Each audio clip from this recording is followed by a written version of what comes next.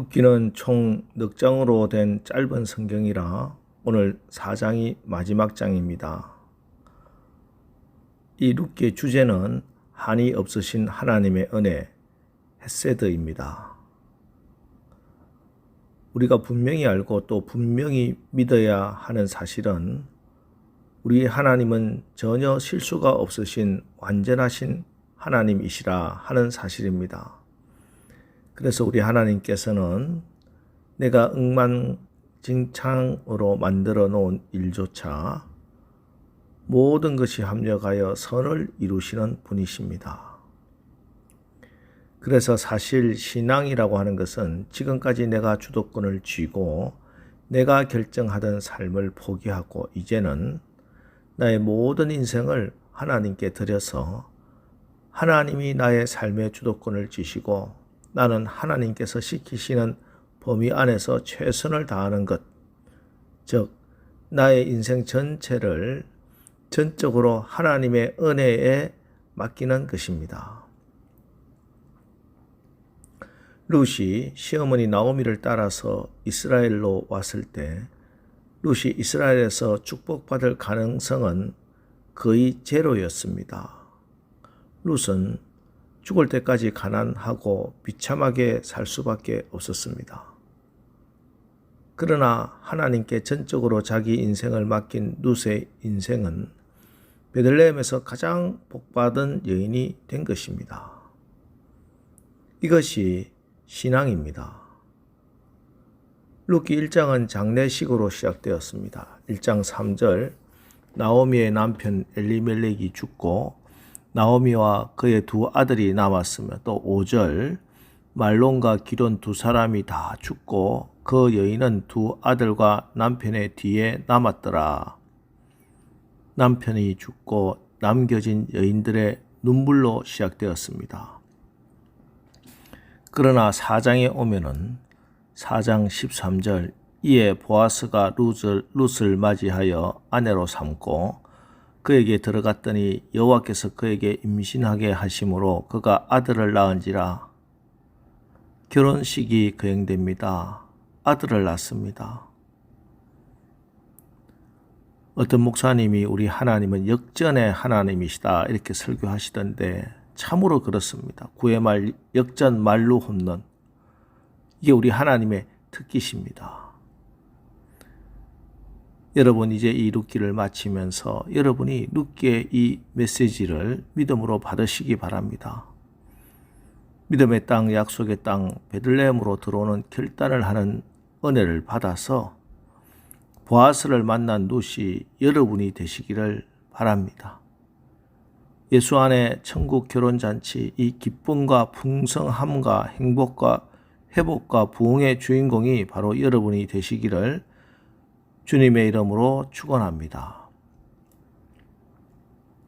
다시 오늘 4장 13절 이에 보아스가 룻을 맞이하여 아내로 삼고 그에게 들어갔더니 여호와께서 그에게 임신하게 하심으로 그가 아들을 낳은지라. 룻이 결혼을 하고 그가 아들을 낳은지라. 아들을 낳습니다.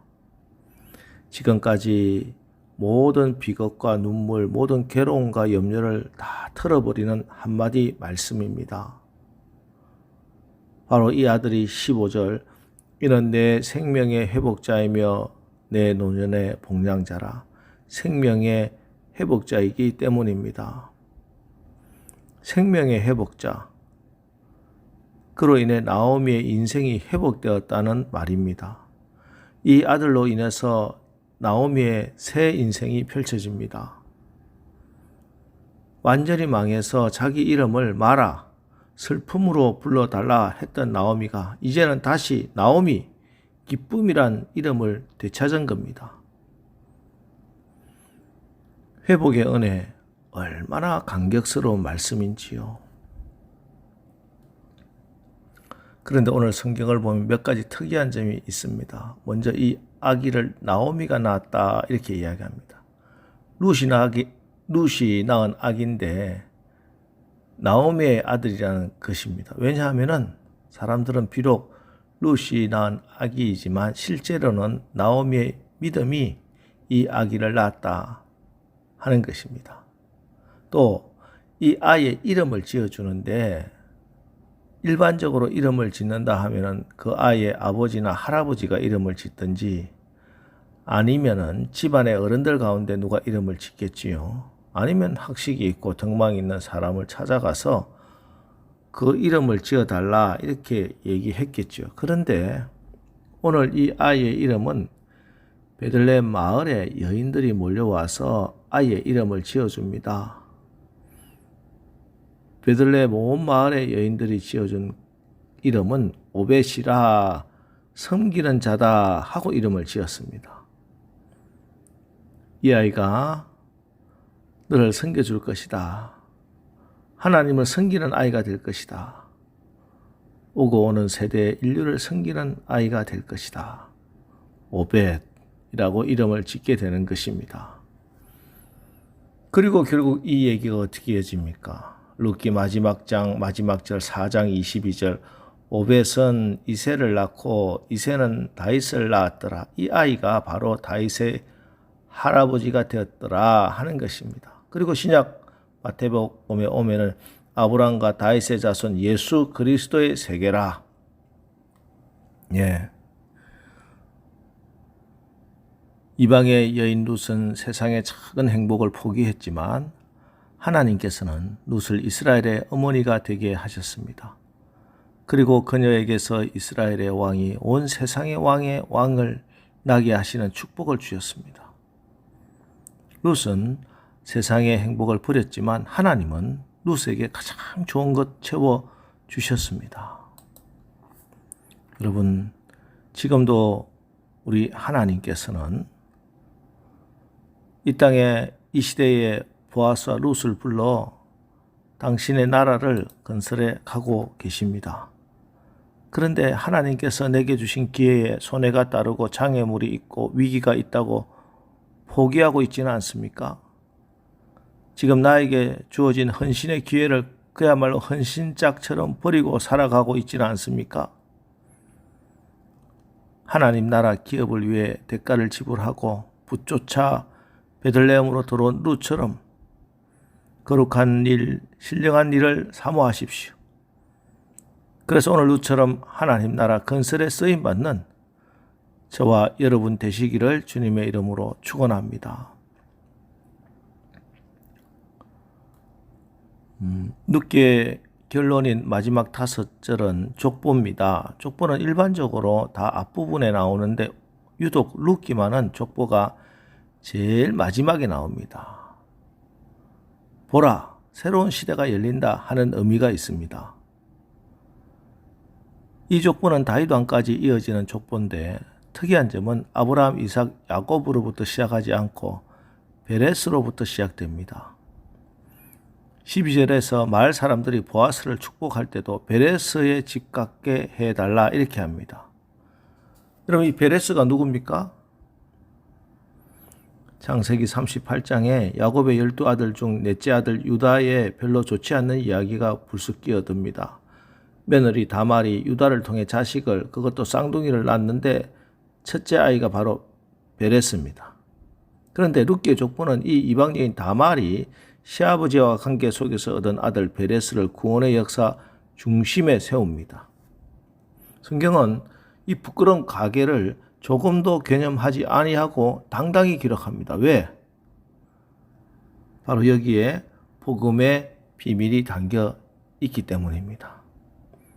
그들의 모든 죄악과 허물과 실수, 수치스러운 과거가 예수 그리스도 안에서 모두 씻기고 용서함을 받았다는 것입니다. 예수 안에서 다말 같은 수치도, 라합 같은 과거도, 룻과 같은 출신도 모두 용서받고 메시아의 족보 구원의 세계의 이름이 기록되어 있습니다. 이것이 복음이 아니고 무엇이겠습니까? 이것이 은혜가 아니고 또 무엇이겠습니까? 고린도후서 5장 17절 그런즉 누구든지 그리스도 안에 있으면 새로운 피조물이라 이전 것은 지나갔으니 보라 새 것이 되었도다. 예, 우리는 이미 하나님 나라 족보의 주인공이 되었습니다. 예수님이 나의 신랑이 되어주시고 예수님의 족보에 당당히 여러분의 이름이 올라가는 새로운 탄생, 그리고 여러분의 인생의 새로운 날이 시작된 것입니다. 그리고 룻기의 마지막 절 오벳은 이새를 낳고 이새는 다윗을 낳았더라. 이 말씀은 오늘 우리에게도 큰 도전이 됩니다. 누구는 누구를 낳고 누구는 누구를 낳았다는 구원의 족보는 지금도 이어져 가고 있습니다. 여러분을 낳아준 사람이 누굽니까? 그리고 여러분은 지금 누구와 누구를 낳았습니까? 또 누구를 낳고 있습니까? 너는 누구를 낳았더냐? 내 믿음의 족보를 내게 보여다오. 오늘 룻기를 통해서 우리에게 물으시는 이 물음에 주여 제가 여기 있나이다. 나를 보내소서 응답하고 결단할 수 있는 오늘 새벽 여러분 되시기를 주의 이름으로 축원합니다. 기도하겠습니다. 하나님, 룻기의 말씀을 통해 우리에게 하나님의 헤세드, 하나님의 은혜를 다시 일깨워 주시니 감사합니다. 모든 사태를 역전시키고 구원의 계보를 이어나가게 하시는 하나님의 헤세드, 이 모든 은혜를 우리가 입었음을 깨달아 오늘도 복음을 들고 주님을 따라 충성되고 성실한 삶을 살아 믿음의 자녀, 믿음의 계보를 만들어 나가는 우리 모두가 다 되게 하옵소서. 예수님의 이름으로 기도합니다. 아멘. 자, 이제 오늘 하루도 우리가 하나님의 헤세드, 하나님의 은혜를 의지하고 살아 믿음의 계보를 이어나가는 삶을 살게 하옵소서. 오늘 말씀을 기억하면서 우리 기도하고 나가겠습니다. 우리 기도하겠습니다.